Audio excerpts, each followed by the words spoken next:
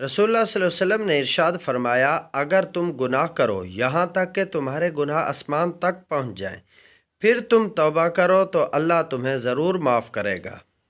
اگر میں ایسا کر لیتا تو ایسا ہو جاتا۔ رسول اکرم صلی اللہ علیہ وسلم کا ارشاد ہے کہ اگر تمہیں کوئی نقصان پہنچ جائے تو یہ نہ کہو کہ اگر میں ایسا کر لیتا تو ایسا ہو جاتا،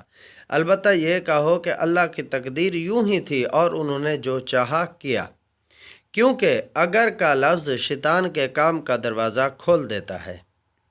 عبداللہ بن مسعود رضی اللہ تعالیٰ عنہ کہتے ہیں کہ نبی اکرم صلی اللہ علیہ وسلم نے ارشاد فرمایا، جنت میں وہ شخص داخل نہیں ہوگا جس کے دل میں رائی کے دانے کے برابر بھی تکبر یعنی گھمنڈ ہوگا، اور جہنم میں وہ شخص داخل نہیں ہوگا جس کے دل میں رائی کے دانہ کے برابر ایمان ہوگا۔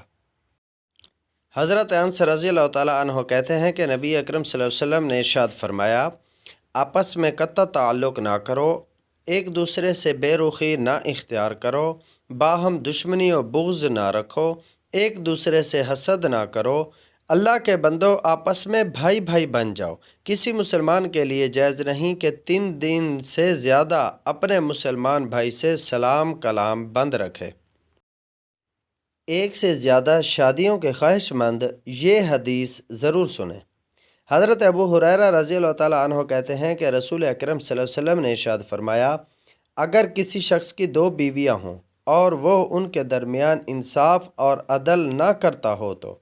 قیامت کے دن اس کے بدن کا آدھا حصہ مفلوج ہوگا۔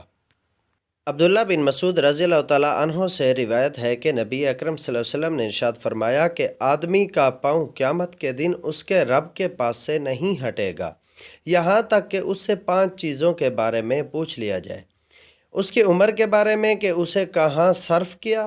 اس کی جوانی کے بارے میں کہ اسے کہاں کھپایا، اس کے مال کے بارے میں کہ اسے کہاں سے کمایا اور کہاں پر خرچ کیا، اور اس کے علم کے سلسلے میں کہ اس پر کہاں تک عمل کیا۔